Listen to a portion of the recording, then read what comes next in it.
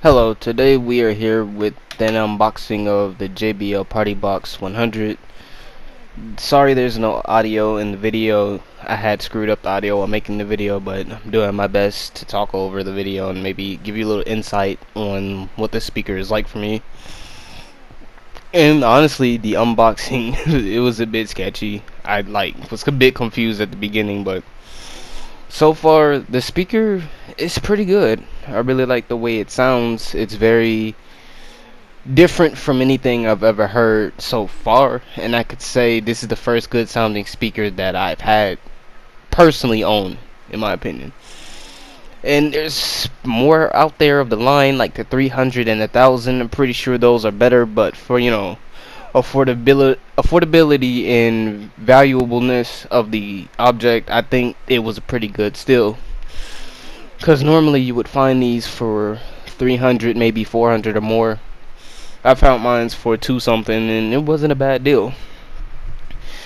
And I could tell you my first on likes about the speaker.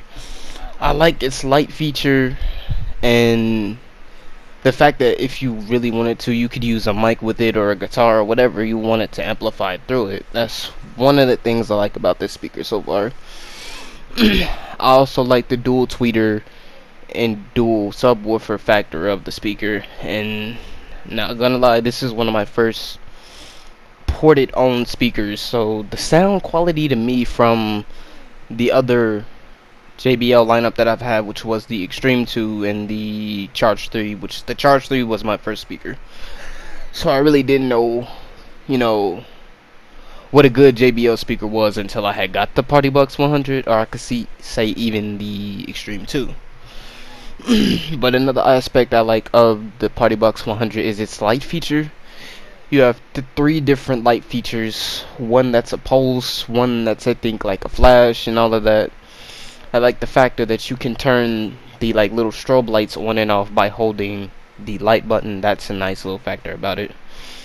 And I like the fact that it comes in high at low volumes. That is kind of crazy how loud this thing is under low volume.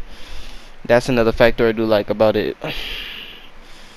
Another good factor about it is that you can put it where you want it to be, depending on how much space you have. You can literally put this thing in a corner of the room or something. Its space is available to, pretty much how you have your room. And I'm not gonna lie, it's not bad for what it is. Considering smaller speakers, you could just put them anywhere, but this one's not bad for where you can put it. And another aspect I liked about it was the sidings, how they have the customized JBL logo on both sides. That's kind of cool because it's like a 3D printed image of their symbol, and I like their symbol a lot. Just to keep in mind, I'm not sponsored by JBL. I am not doing this because they gave me a speaker. I bought this for my own personal likings and point of view. And so far, I like JBL. That's what I like so far. Not to say any other brand is bad. I have to try other brands, but for me to try another brand, I would actually have to be interested in it. And Sony caught my interest, but I'm not really interested in buying a speaker from them as of yet. But so far with this speaker, the dislikes I have is how you can't take the front face off of it, basically the front grill plate. That's a little bit irritating. Just in case you want to open it up, you can't really see the flex of the speaker unless you have the light feature on, which is a little bit irritating at sometimes. It's not bad though. Another thing I don't like, even though it's a nice customization on the sidings and stuff, I don't like the plastic that they have on both sides. It could easily get cracked or scratched or something. It depends on how you're taking care of the speaker, but me personally, I don't like a full-on plastic speaker. I like there to be some type of fabric or something to cushion. But that's beside the point. Another thing that I do like about it is it's ported. There's a hole in the back that literally, it gets windy back there. I like that. And it has good sound when it comes down to it.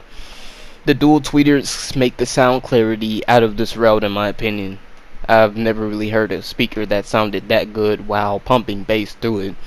Especially with a bass boosted feature, you would normally hear distortion or some type of cutoff in the sound that nobody really likes to hear in a speaker unless you're just the type for bass, but I like sound, treble, bass, and pretty much this is what the speaker offers. It's pretty good in size.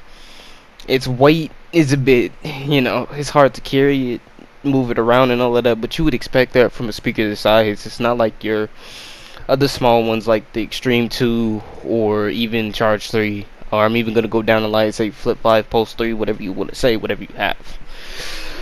This weight of this speaker is a bit much to handle when you're carrying it, so it's not bad for what it is. I really do like its features. The light features are nice, the strobe features are nice. Its sound and equality in bass, treble, and sound are beautiful. I love it. Without a doubt, this is one of the best speakers I've owned personally in my time. I'll probably own better in the future, who knows, but for now, this is one of the most outstanding speakers I've ever owned in my time. A beautiful light show, good sound, good bass, and honestly, I don't really have much bad to say about it.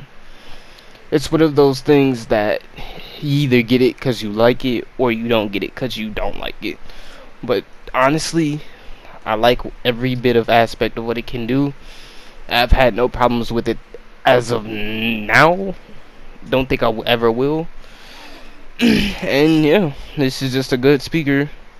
And I hope anybody watching this video has learned a little bit of something about it, or might want to in the future. It's a bit of science to how it works, and that's what I like in a speaker like this. Getting far, it gets louder, and that's one of the things that's cool about it. But hope you like this video. Like, subscribe, share, and thanks for watching.